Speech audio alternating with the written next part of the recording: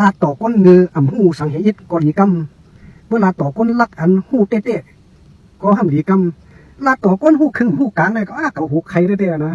ก็สุดที่เก่าเนี่ยเกิดเมืองไทยอย่างเมืองไทยแต่เมืองเล็กเมืองเหลียงพ่อเมียก็ว่าลูกเมืองไทยมาแต่เมืองปานหลายวนแต่เมืองชาเขาได้90 ขวบมาเหตุการณ์หลวงปองจึงเมืองไทยพี่ยาพี่นางก็ว่าเป็น3 บาทเป็นจ้องอกเป็นแถวนายพันนายพลเป็นซึกนั่งเมืองไทยกว่าเรียกมันบัดไทยก็ว่าเมียก็มีเรียกมันบัดไทยหลายๆหวังโก้ซะมา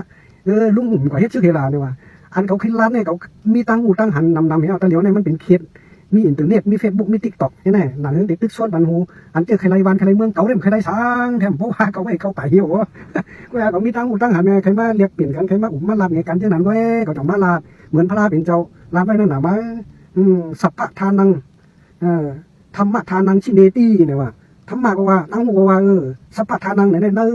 ทั้งตาหน้าทั้งหมดทั้งเสียงเนี่ยอันปันตั้งหูอันปันตะลาเนี่ยหวังเปี้ยกูเมียวเนี่ยว่ากูอยากเขาเนี่ยใครหวังเปี้ยแล้วใครก